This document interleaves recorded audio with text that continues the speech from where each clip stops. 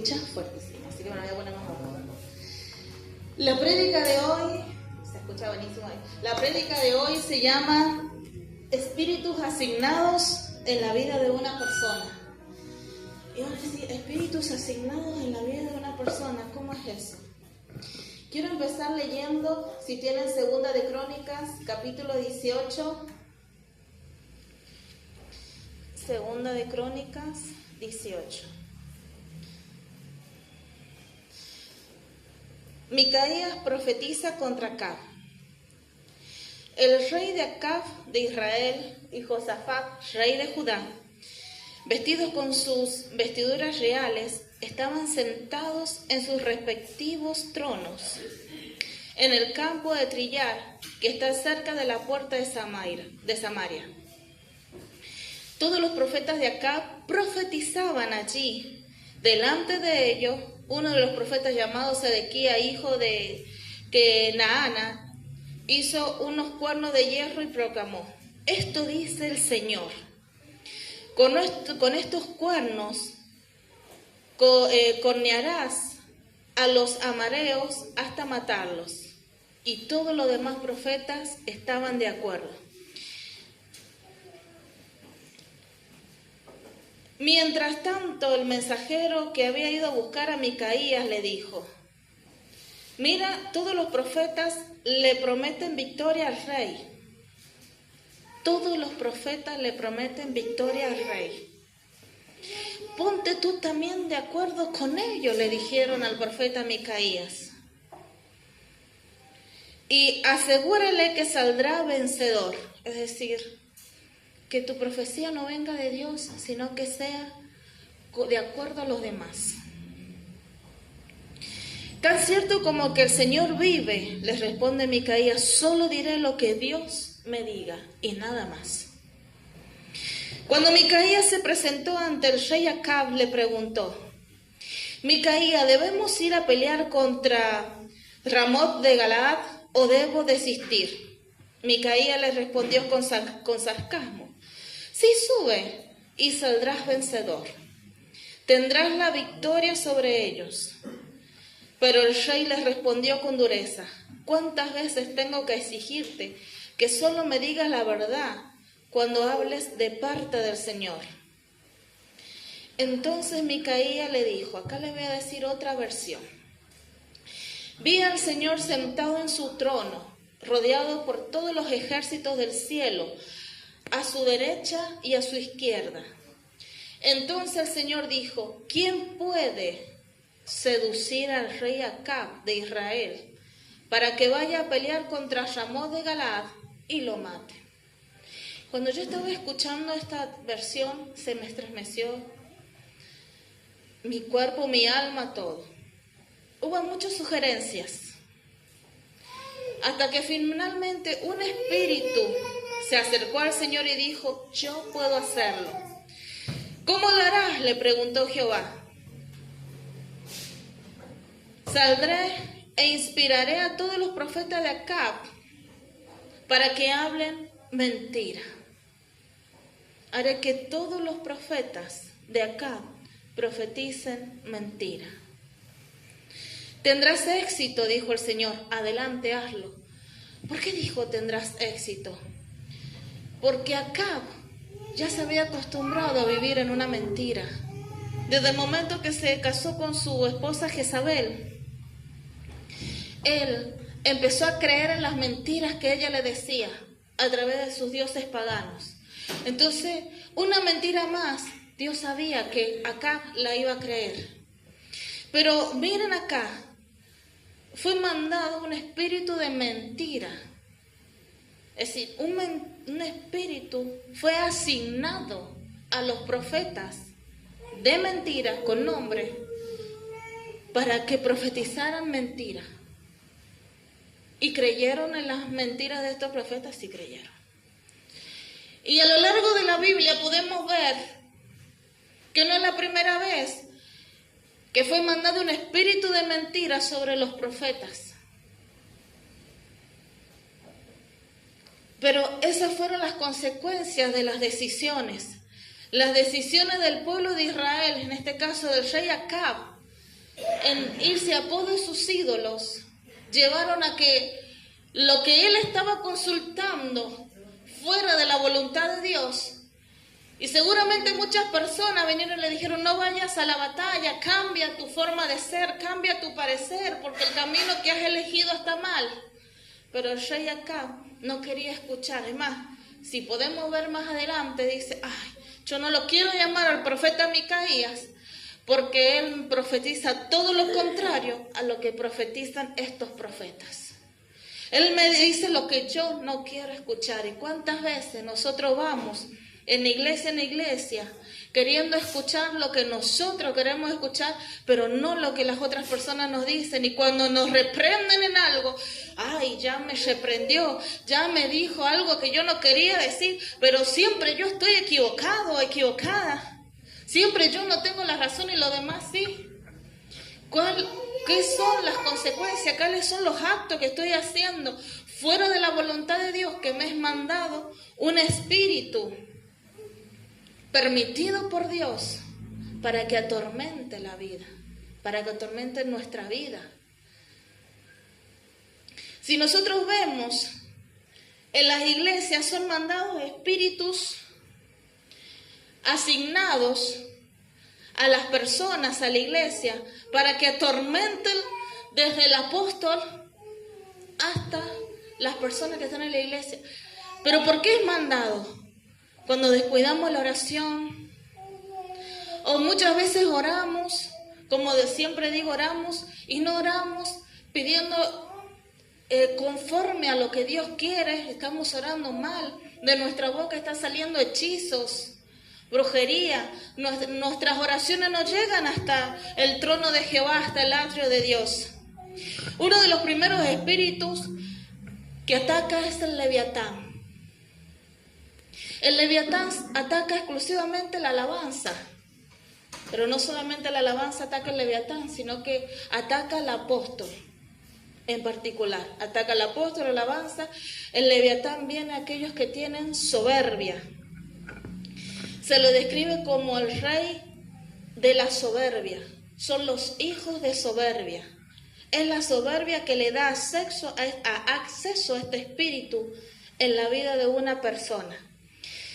Si vemos en Isaías 27:1 dice, en aquel día el Señor tomará su espada veloz y terrible para castigar al Leviatán, la serpiente que se mueve con gran rapidez.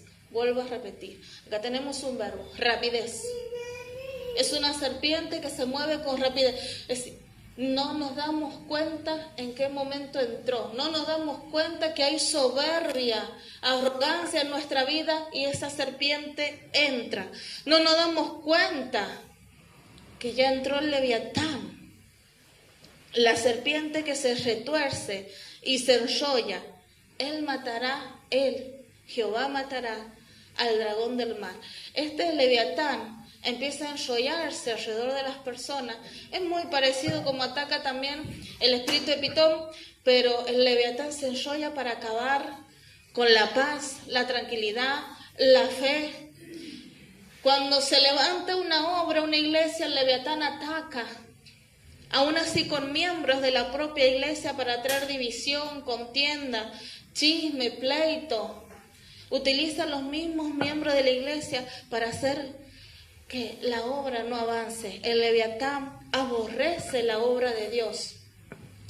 ¿Cómo nos damos cuenta que está el Leviatán? ¿Alguna vez has soñado con cocodrilo? ¿Ha tenido una visión de un cocodrilo? Caimán, un tiburón. Eso significa que el Leviatán está queriendo entrar o está ahí para entrar. Empieza a reprenderlo, empieza a reprender el orgullo. El orgullo es un espíritu asignado a la vida de una persona para traer orgullo, arrogancia. Yo valgo, yo soy mejor que aquel, nadie es mejor que yo, nadie va a hacer las cosas mejor que yo. En esa área yo sé que hemos tenido que morir muchos, porque muchos decíamos, no voy a designar esta tarea a esta persona porque la va a hacer mal, yo la voy a hacer mejor. Ay, ya va a ser de comer fulana. No, Ay, Señor, que haga bien de comer, porque como yo no hay otra que hace mejor la comida, que cocina mejor. Nos creemos superiores a las demás personas. No queremos delegar ciertos trabajos porque creemos que nadie lo va a hacer como nosotros. En el trabajo decimos lo mismo y siempre he escuchado que nos han dicho somos un número más en el trabajo. Pero para el Señor no somos un número más, para el Señor somos una perla preciosa. Para el Señor, Él busca que nosotros empecemos a morir a la carne, a morir a lo que le abre las puertas a estos espíritus inmundos a nuestra vida, a estos espíritus asignados. Voy a seguir avanzando para ir diciendo que estos espíritus asignados no te posicionan en la persona, sino que vienen a oprimirte. He visto personas que el espíritu de Leviatán no había posicionado a la persona, no la había poseído, pero la estaba oprimiendo, no podía entrar, porque la presencia de Dios no le permitía. Pero esta persona estaba peleando con la arrogancia y oraba permanentemente para morir a esa arrogancia, a ese yo, al orgullo. Entonces el espíritu Leviatán no podía entrar, pero venía y traía ideas a sus pensamientos. Venía y traía ideas, mira, viste que no hay nadie mejor que vos, viste que vos sos absoluto, pero ahí es cuando tenemos que pelear con esas ideas, con esos pensamientos que vienen a nuestros pensamientos, que creemos que son nuestros, pero no son nuestros, son mandados por el enemigo, que vienen a atormentarnos, a atormentar nuestra vida. El segundo, uno de los espíritus asignados, que lo podemos ver en la casa, en la iglesia, en el gobierno, es el espíritu jezabélico. Pero para que esté Jezabel, tiene que haber una Acab. El espíritu jezabélico entra tanto en los hombres como en las mujeres. Es un espíritu que no tiene un género específico.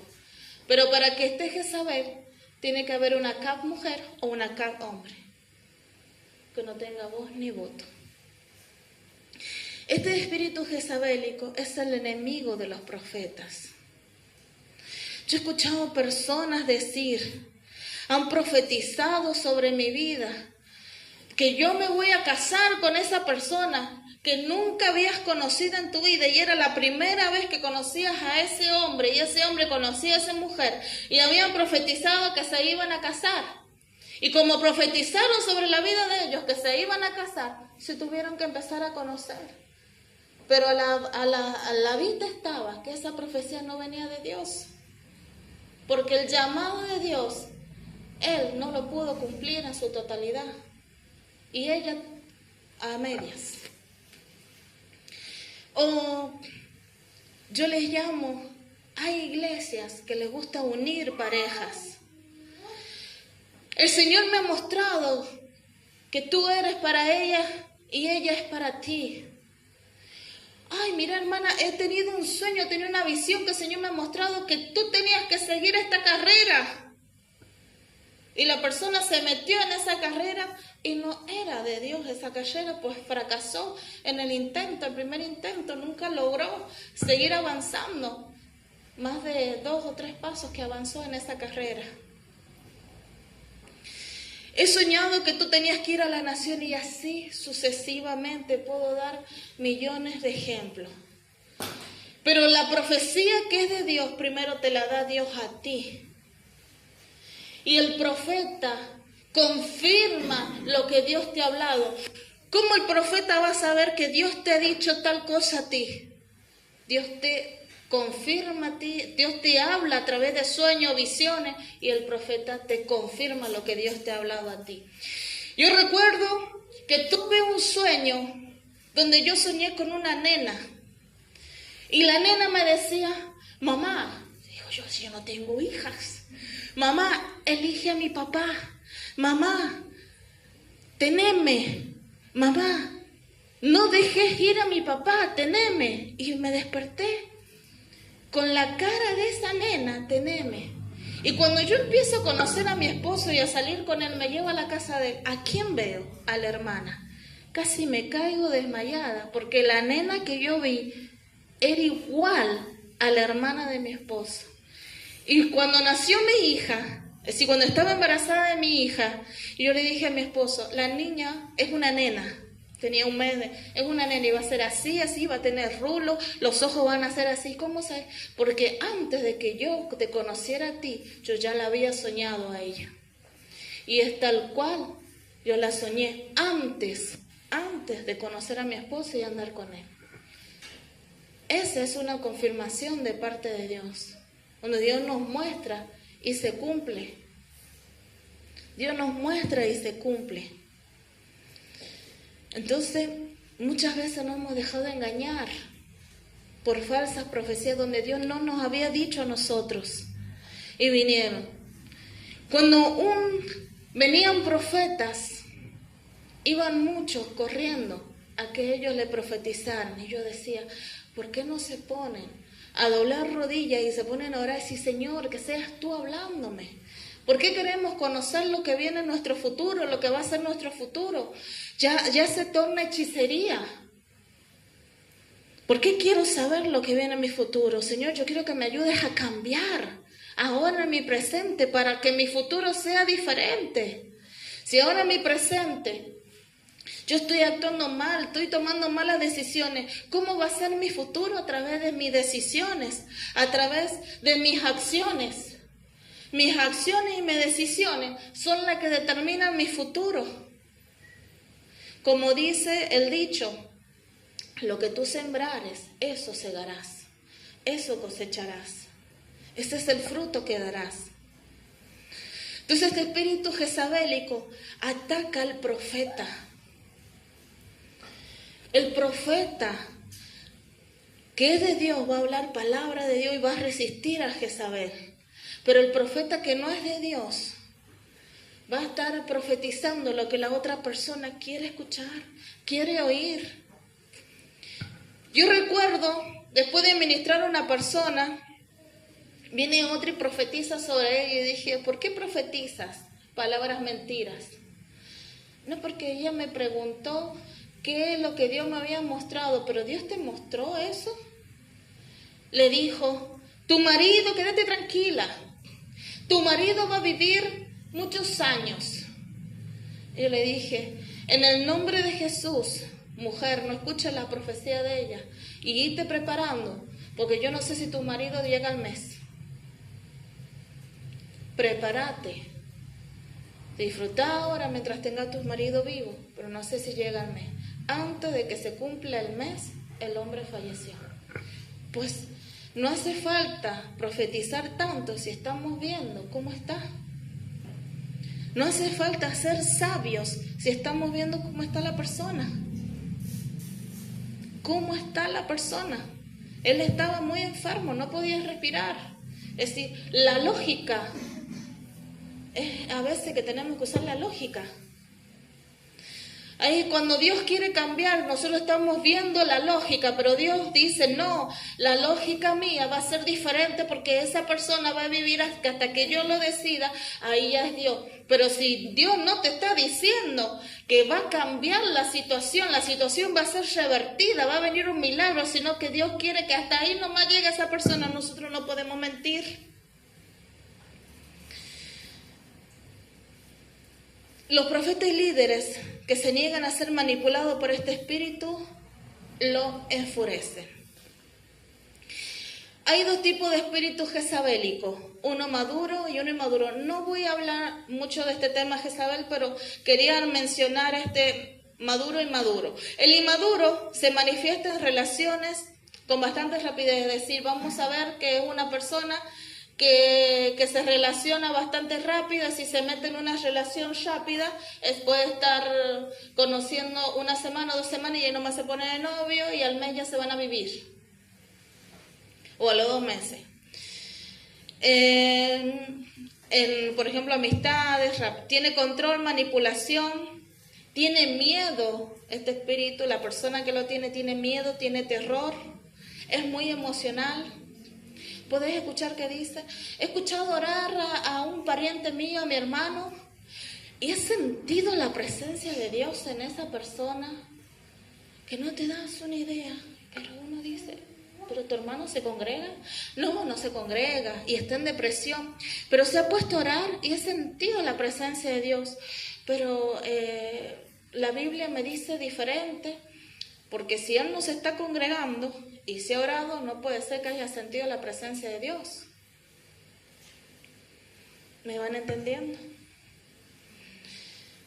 Este espíritu y seduce a la persona sin que se haga notar. ¿Cómo seduce? Podemos ver una persona muy sencilla para vestirse, muy culta, pero en lo oculto seduce, con mensajes, con llamadas, y después nos enteramos, wow, se ha estado comunicando, ha estado mandando mensajes a los hombres, ha estado mandándole mensajes a las mujeres, por ejemplo, los hombres a las mujeres a los hombres, y después nos enteramos. Este espíritu jezabélico estuvo operando ahí. Un espíritu jezabélico madura, ¿cómo actúa? Este espíritu se alimenta de las personas que cayeron en su influencia. Obtiene su fuerza de esas personas. Trae una gran confusión sobre estas personas. Ustedes van a ver esas personas que están siempre confundidas, que mezclan las cosas de Dios con las cosas que no son de Dios, con lo que este mundo nos ofrece, que quieren mezclar todo, la música secular con la música que es para Dios, para adorarle. Lo que se trabaja para Dios lo quieren mezclar con las cosas de este mundo donde no podemos mezclarlas. Esa es la confusión. Le gusta poder eliminar a los líderes, especialmente los líderes de la alabanza, los pastores, los profetas. Siempre busca el liderazgo, hablando mal de ellos, bajando su influencia, sin que se sospeche y que parezca que el plan ha sido de este espíritu jezabélico. Busca la confianza de los jóvenes, pero no de cualquier joven, sino de los jóvenes que tienen necesidad de tener un padre, una madre espiritual, porque han sido rechazados, vienen con dolor, vienen con angustia, vienen depresivos, vienen dañados. Entonces este espíritu jezabélico es especialista en actuar en esas personas. Lo podemos encontrar en Apocalipsis capítulo 2 y Primera de Reyes 16. El otro espíritu que estuve indagando mucho en él es el espíritu religioso. ¿Y cuántos hemos sido religiosos alguna vez en nuestra vida? ¿Cómo hemos sido religiosos? Nos poníamos a pelear, no porque para Semana Santa hay que comer carne. ¿Dónde dice la Biblia que no hay que comer carne? Y los católicos, pero es que no hay que comer carne, hay que comer pescado. Y se ponen a pelear, no, pero es que sí hay que comer carne. Pero yo les digo, ¿para qué se ponen a pelear si ellos están comiendo carne? El pescado es una carne, es un animal. Carne blanca, la única diferencia. No se pongan a pelear. O se ponen a pelear los ídolos y empiezan a pelear los ídolos aquí, los ídolos allá, en la religiosidad aquí y allá. ¿Y cuántas veces en nuestra antigua vida pasada agarramos los ídolos de nuestros padres, nuestros abuelos y los tiramos? Los rompimos, los quemamos. Y nuestra familia se levantó contra nosotros. Que ¿por qué hicimos eso? Si la autorización de ellos ya que era de ellos. Espíritu de religiosidad. ¿Cuántas veces hemos actuado de esa forma? Muchas. Y después nos hemos arrepentido. Porque a la luz de la palabra estamos siendo ilegales. A la luz de la palabra estamos actuando mal. A la luz de la palabra, Dios no quería que nosotros actuáramos de esa manera, sino que trajéramos a la gente con amor, en paz, no con pelea. Este espíritu religioso se ha posicionado exclusivamente sobre los maestros de la palabra. Aquellos que leen la Biblia, hay personas que leen la Biblia. Yo recuerdo una persona que me hablaba de la Biblia. Yo no me acordaba los versículos, me acordaba lo que decía la frase, pero él me daba el versículo y me daba más versículo y me daba una frase más. Pero vos le preguntabas el significado y no le entendía. Espíritu de religiosidad. No podía explicar, no entendía la palabra, porque había sido sellado su entendimiento.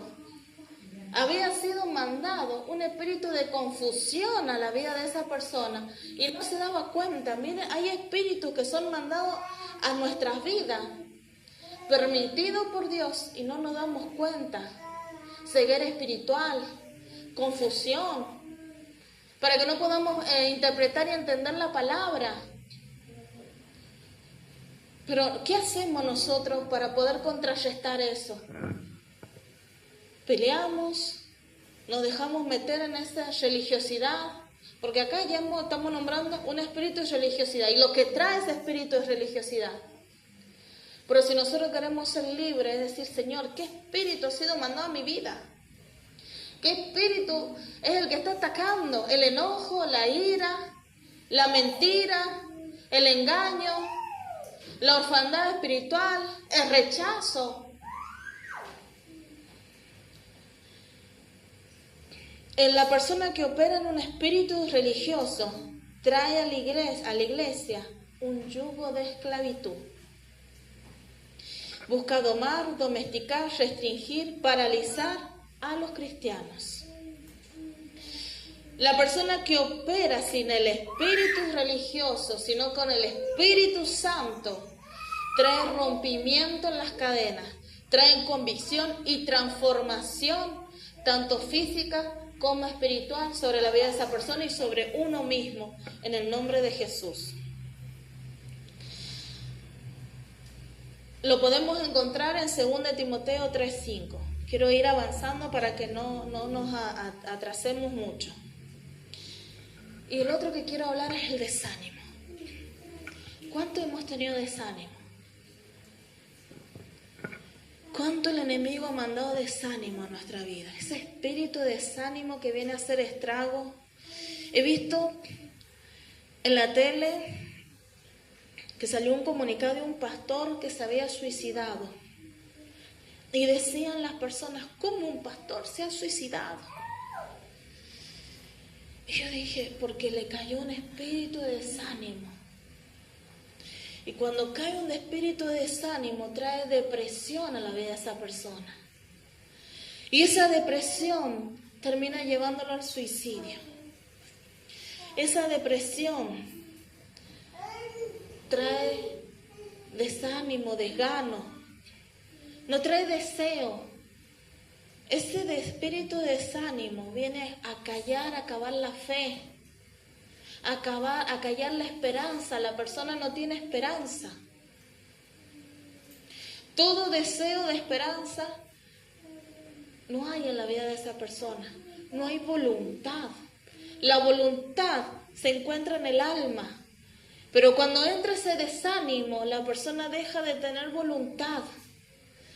La voluntad, que es el deseo de levantarse, el deseo de orar, la voluntad que nos da para creer en nuestro Señor Jesucristo, que Él vino y nos libertó.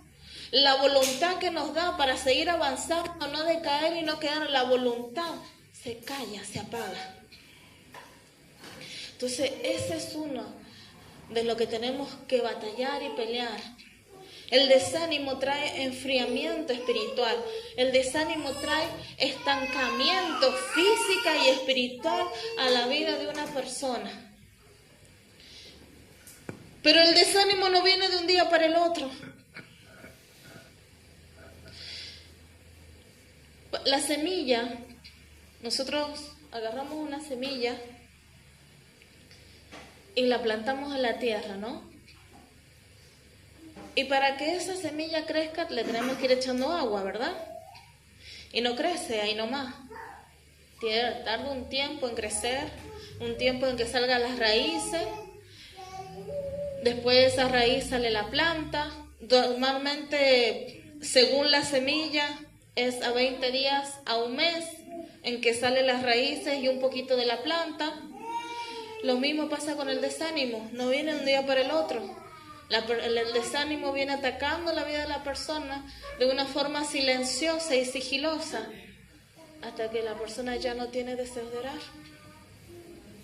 Viene atacando, hasta que ya llega un momento que cae en un letargo espiritual.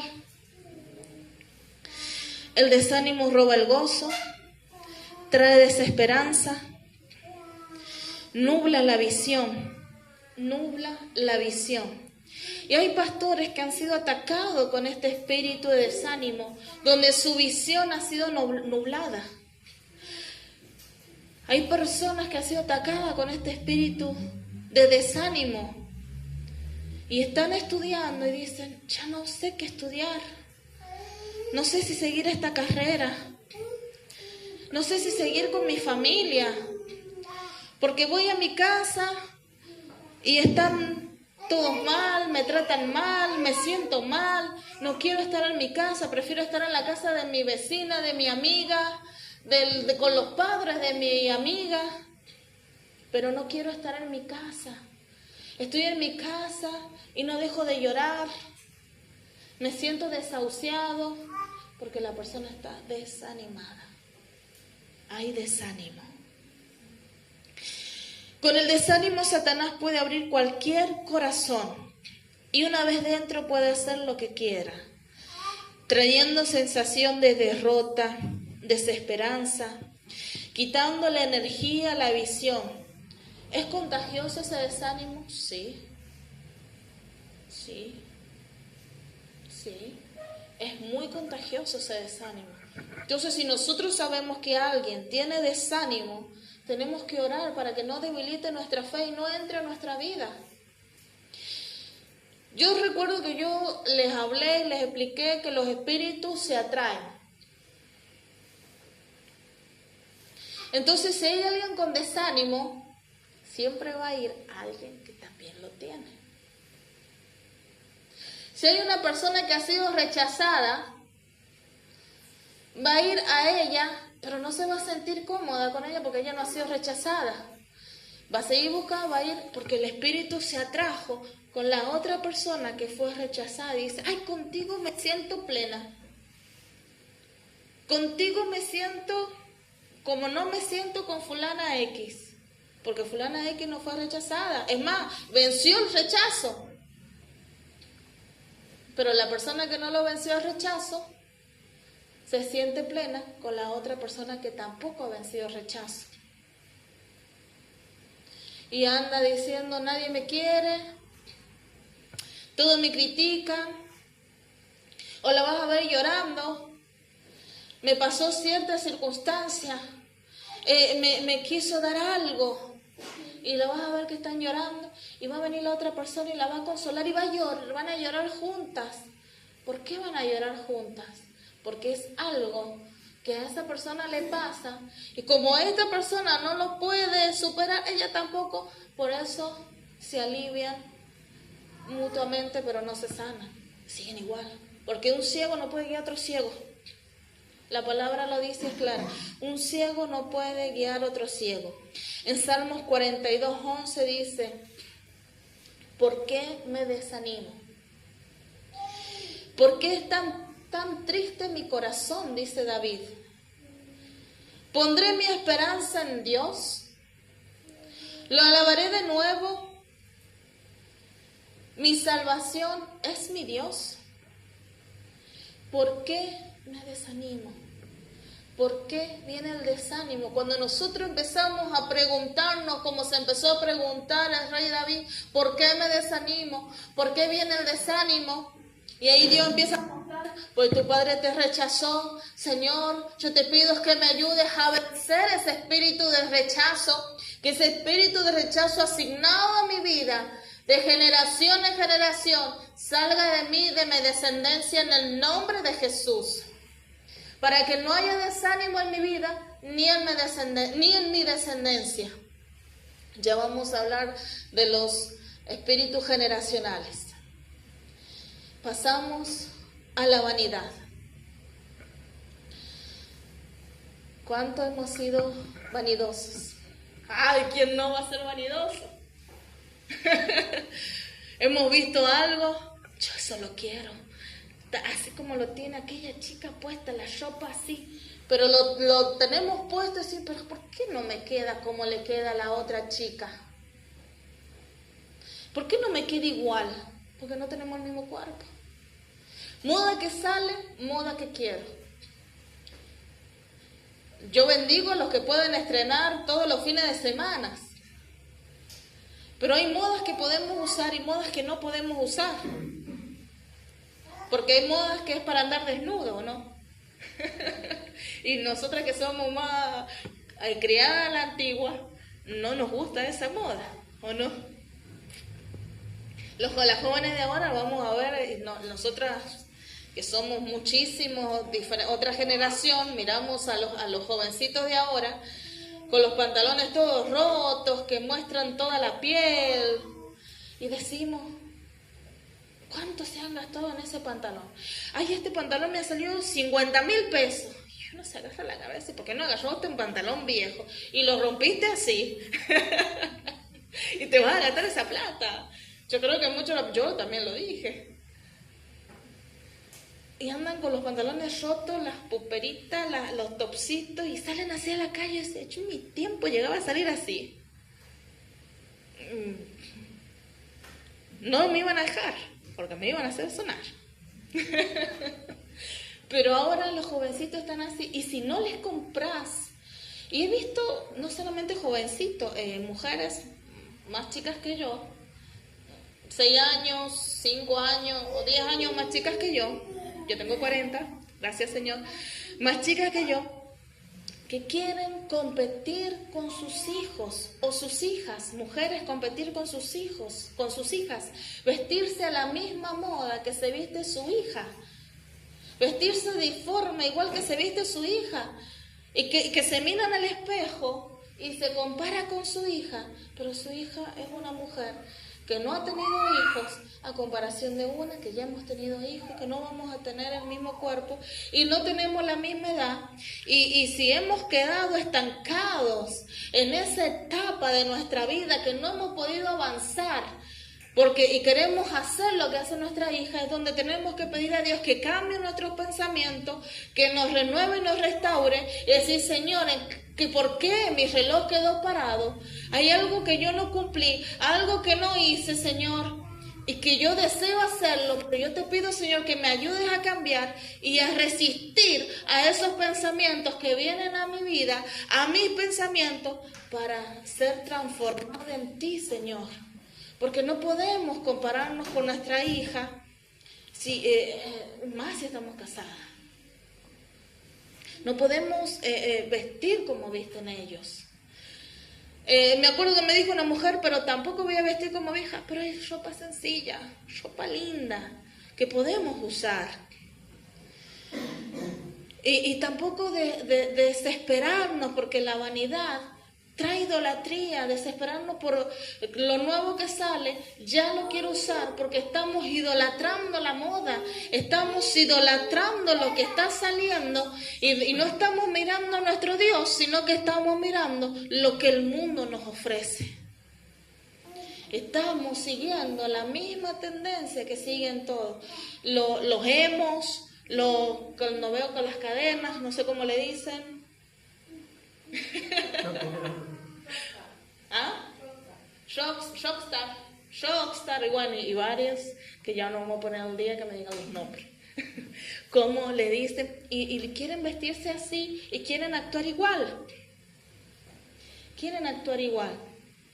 Entonces es cuando tenemos que orar por los jovencitos, por nuestros hijos, y ayudarles a ellos a que oren para que no sean contaminados, no sean inducidos y no se enamoren de lo que este mundo los ofrece.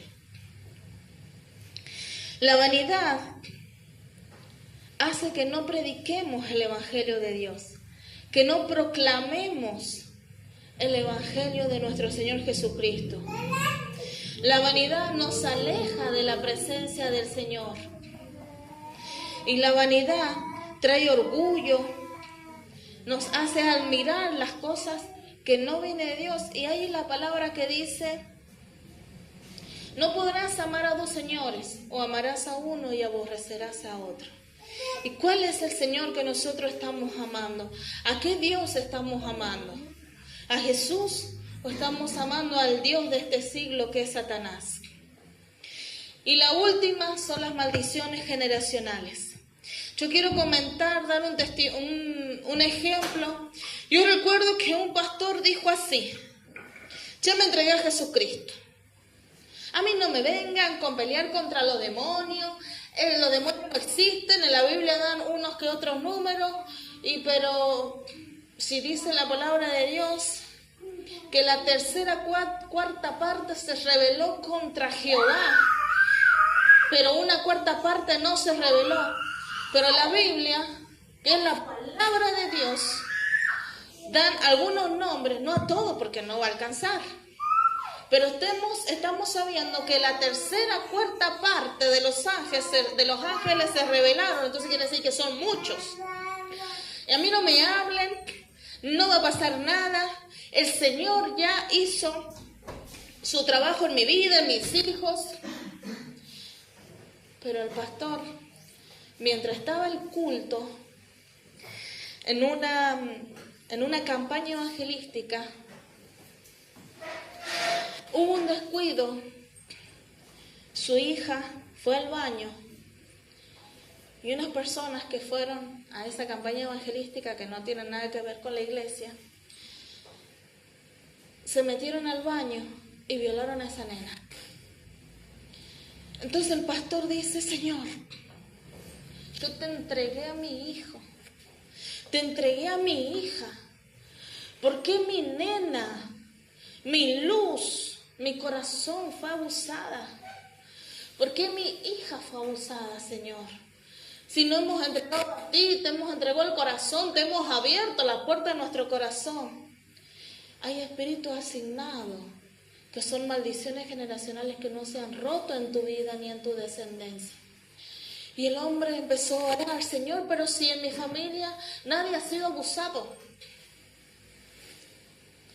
Nadie ha sido abusado en mi familia. Señor, revela los que hay escondido ahí. Y yo te pido perdón por haber dicho de que los demonios no existen, porque ahora, Señor, lo estoy viendo. Estoy viendo el ataque que ha venido hacia mi vida a través de una campaña evangelística y lo peor de que ha sufrido mi hija. Mientras estaba en oración, el Señor le revela que su abuelo era un abusador y que nadie lo sabía. Entonces el hombre empieza a romper esa maldición generacional, ese espíritu asignado de abuso, de violación, de violadores, porque ahí había un espíritu asignado de abuso, de violación, donde o caía hacia él, hacia las hijas, o alguno de la familia iba a ser abusador. Entonces empezó a romper sobre él y toda su descendencia, para que ese espíritu inmundo designado generacional abandonara la familia en el nombre de Jesús. Hay espíritus inmundos generacionales de rechazo. Si nosotros vamos a la Biblia, Abraham fue rechazado. Él rechazó a su primogénito. Isaac rechazó a Jacob. Jacob rechazó a sus hijos, a los 11, menos a José, a 10, menos a José y Benjamín.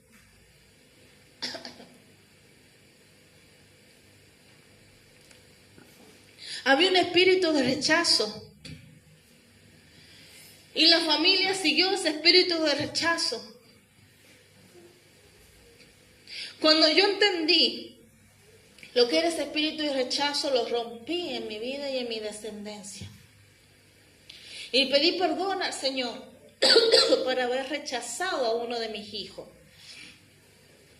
Hay espíritus de pobreza, escasez. Yo me quedo asombrada de un negocio que tiene de todo. Pero de todo tiene. No le falta nada. pero no van a comprar ese negocio, no vende caro. Pero la gente no entra a comprar ese negocio, van a comprar a otro negocio que tienen la mitad de lo que tiene ese menos y es más, tiene todo sucio. La mitad de lo que tienen menos y tienen todo espíritu de pobreza, de escasez, de ruina. La persona no puede avanzar. Lo que hace no avanza. Después las puertas se cierran. No prospera. Quiebra, a reprender ese espíritu asignado de ruina, de escasez, de pobreza. Robo, hurto. ¿Por qué se roban las cosas? Yo recuerdo en otra iglesia que íbamos, que una vez al mes o 2 veces al mes, cada 2 meses se robaba el fruto, el esfuerzo que todos hacíamos para comprar las cosas. Y se oraba, pero había un espíritu asignado de robo y de hurto sobre esa iglesia y sobre toda la cuadra, porque encima no se podía llegar a la iglesia. Y cuando salías de la iglesia, tenías que salir en patota, porque si no te salía uno con un revólver, una pistola para asaltarte. Y el último que se quedaba, se tenía que esperar hasta que el pastor se fuera en la combi o en la camioneta para subirse atrás y que por lo menos lo dejara por ahí cerca para tomarse el colectivo o un remis, porque ni los remiseros querían entrar a ese lugar. Espíritu de robo. Si nosotros estamos viendo a ese que se ha posicionado sobre la esquina, sobre nuestra casa, sobre el barrio, un espíritu de robo, tenemos que reprenderlo. No tenemos que dejar que siga avanzando. Yo recuerdo que acá se había posicionado un espíritu de robo y empezamos a orar, declarando que ese espíritu de robo abandonaba todo este sector. Desde toda la puerta que nosotros caminamos para ir a tomar el colectivo, del lado de la Mendoza, del lado de la General Paz, y en cada intersección. Y los que vinieran caminando de otro lado, en el nombre de Jesús, declaramos que lo que pisara nuestra planta de nuestros pies, íbamos a ir caminando y llevando la presencia del Señor Jesús, la presencia del Espíritu Santo, la luz de nuestro Señor Jesucristo iba a entrar en esos territorios, en ese lugar, en el nombre de Jesús. Espíritu de accidentes, hay lugares donde hay un espíritu designado de accidente. Siempre va a ver en las noticias que tienen accidentes. Yo recuerdo una vuelta, una persona empezó a publicar su casa que se vende, porque ya se había cansado de los accidentes, todos le rompieron la reja. Después otro accidente le rompieron la pared recién construida. Yo lo digo de risa, pero la persona estaba enojada y estaba justamente en una esquina. ¡Pum! Todos los autos chocaban y iban a la casa de él. Chocaban, pum, iban a la casa de él. Una vuelta se encontró que estaba una moto incrustada y cuando se levantó la moto ahí, el auto metido, un camión metido, recuerdo un camión. Espíritu de accidente. Espíritu de accidente. Yo lo digo en risa, pero hay que estar en el lugar de esa persona, donde está desesperada, sin saber qué hacer. Hay enfermedades designadas sobre nuestras vidas. Hay un espíritu asignado de enfermedad. La genealogía de mi familia, supuestamente del lado de mi abuela, todos tienen que morir de enfermedad del corazón. El padre de mi abuela murió joven de enfermedad del corazón. Y el hermano de mi abuela también muy joven. El padre de mi abuela creo que falleció con 54 años. El hermano de mi abuela falleció con 30 años, me parece. Enfermedad del corazón. Ay, pero mi abuela está viva. Y dije, en el nombre de Jesús, vos no vas a fallecer joven. Vos no vas a fallecer joven. Y mi abuela le pedía a Dios morir en su casa, en su cama. No tener que estar crustada en un hospital y que tuvieran que cambiarle pañal. Y Señor, ten misericordia de ella, decía yo. A pesar de que ella es idólatra, Señor. Pero yo sé que tú escuchas mis oraciones, Señor. Que ella camina, Señor, que no le dé depresión. Señor, que no muera joven, Señor, que muera más de los 80 años. Y mi abuela falleció con 86 años en mi casa ni en su cama. Yo me levanté para irme a trabajar y ella le había dado un paro cardiorrespiratorio. Yo la despedí, estuve en su último aliento de vida con ella. Dios lo permitió, porque esa era mi oración, que Dios permitiera que yo estuviera ahí, en su último aliento de vida. Mi abuelo, toda la familia de mi abuelo fallecieron jóvenes. El único que falleció con 80 años fue mi abuelo. Él era el mayor y despidió a todos sus hermanos. Le quedó el más chico. Le quedó el más chico, que era como 15 años menor que él. Mi abuelo fallece, 5 años después fallece el hermano. Imagínense. 5 años después fallece el hermano de 60 y pico de años. Mi abuelo fue el único que falleció con 80 años. Miren si la oración no es poderosa. Cuando hay un hijo de Dios que ora, la oración es poderosa. Cuando uno clama, Señor, yo te pido que le des vida. Y decía el médico sobre mi abuelo, yo no entiendo cómo este hombre está vivo, porque no le funciona ninguna de las arterias, solamente una. Y ahí nomás, porque está tapada. Es un cristal. Es un cristal. Y lo mismo decía de mi abuela. Y eso era Dios. Eso es Dios. Entonces nosotros mismos, a través de la oración, podemos echar fuera esos espíritus inmundos asignados. ¿Cuáles son los espíritus inmundos asignados a nuestra vida? Empecé a orar, Señor, yo te pido que eche fuera espíritu inmundo asignado de ataque al corazón de mi papá. Mientras estaba orando, yo no sabía que mi papá estaba sufriendo un infarto. Y tuve en visión que yo estaba peleando contra el espíritu de muerte. Y digo, Señor, ¿quién es? ¿Por quién es alguien de mi familia? Pero no podía verle la cara, que yo estaba peleando contra el espíritu de muerte para que dejara a alguien de mi familia. Termino de estar en oración, me llama mi hermano, el papi acaba de sufrir un infarto, está bien, lo han atendido, le han puesto un catete. Yo dije, Señor, tú me revelaste. Ingrese por lo que estaba orando, el espíritu de muerte que abandonaba y dejaba a mi familia.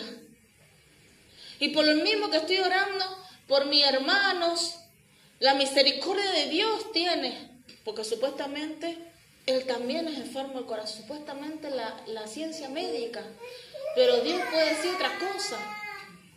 Para Dios no hay nada imposible, Dios revierte. Señor, que se haga tu voluntad, no la mía. Y siempre en mi oración, Señor, que se haga tu voluntad, pero a mí tráeme paz.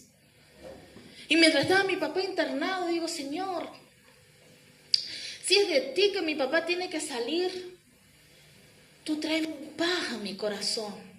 Si quiero decir, si es de ti que mi papá no tiene que salir de esta, tú tráeme paz a mi corazón. Tráele paz al corazón de mis hermanos. Que ellos estén tranquilos, que estén bien, Señor. Que tenga una paz. Y decían mis hermanos, tengo una paz, dice, porque sé que el Señor lo ha sacado a mi papá. Y yo le comenté a mis hermanos la visión que había tenido. Y dicen mis hermanos, sé que esto es de Dios, porque desde chica siempre el Señor te mostraba y así sucedía. Siempre pasaba una cosa, antes de que pasara algo, che, tenés cuidado con tal cosa, porque he tenido un sueño que si vos ibas por este lado algo te pasaba. Cuando Dios nos muestra algo, tenemos que orar. En el camino del Señor aprendí que tenemos que orar. El enemigo viene a matar, robar y destruir. El enemigo viene a matar nuestra vida espiritual, viene a matar nuestra paz, viene a traernos aflicción. Cuando en 1 Samuel 16:14 dice, el espíritu de Jehová se apartó de Saúl y le atormentaba un espíritu malo de parte de Jehová. No dejemos que la presencia de Dios se aparte de nuestra vida, porque viene un espíritu atormentar, asignado. Acá vemos que un espíritu asignado de parte de Jehová fue hacia Saúl por la rebeldía, por la desobediencia, la idolatría. Este es el tiempo de decir: Señor, te entrego mi corazón, Señor. Yo no quiero que venga el enemigo a matar mi paz, mi vida espiritual, a robar mis bendiciones, las bendiciones que vienen de ti, y a destruir mi vida y mi descendencia. Este es el tiempo de decir: Señor, yo te entrego mi corazón. Este es el tiempo de decir: Señor, ayúdame a cambiar. ¿Qué es lo que no he cambiado, Señor? Que vienen espíritus asignados, que hay espíritus asignados a mi vida, que vienen a atacar mi vida y a mi descendencia. Hay espíritus asignados de brujería, espíritus asignados de droga, de alcoholismo. Cuando decimos la verdad nos dicen: tú estás haciendo esto. Señor, que nosotros reconozcamos nuestros errores, y cuando nos digan lo escuchemos y reconozcamos, Señor, que estamos mal, que saquemos todo orgullo, toda vanagloria, toda vanidad, para que podamos cambiar y ser nuevas personas en Cristo Jesús. Oh Espíritu Santo, empieza a transformar, a cambiar nuestro corazón, sacar todo corazón de piedra. Señor, empiezas a llenarnos de tu presencia, de tu paz, de tu gloria. Y te pedimos en el nombre de Jesús que esos espíritus opresores que están atacando la vida de cada uno de nosotros, esos espíritus asignados de mentira, de rechazo, de idolatría, de muerte, de pobreza, de escasez, de ruina, enfermedad, de abuso sexual, de soledad, de depresión, empiezan a salir de la vida de cada uno de nosotros. Todo espíritu que viene a atacar el Leviatán, declaramos que no tiene arte ni parte, queda desautorizado en nuestra vida. El desánimo, declaramos que ese desánimo empieza a abandonar desde el subconsciente, inconsciente y consciente. Empieza a soltar el alma, empieza a soltar la vida, empieza a soltar el corazón y la vida de cada persona, y se va en bombo y bostezo eructo en el nombre de Jesús. Todo espíritu de vanidad, declaramos que abandona el pueblo de Dios, abandona la vida en el nombre de Jesús. El alma se desarraiga del alma. Hay espíritus que no están metidos, sino que vienen y ponen sus manos para mandarnos como títeres. Declaramos que ya no somos títeres, los titiriteros de nuestra vida, en el nombre de Jesús. Empiezan a abandonar, empiezan a soltar toda herencia generacional de brujería, de ruina, de escasez. Declaramos que se empieza a romper en nuestra vida y en nuestra descendencia. Toda herencia generacional de rechazo, de idolatría, empieza a salir en el nombre de Jesús. Empieza a salir, a soltar al pueblo de Dios. Espíritu Santo, declaramos que tú estás desarraigando todo espíritu asignado. Espíritu asignado, Señor.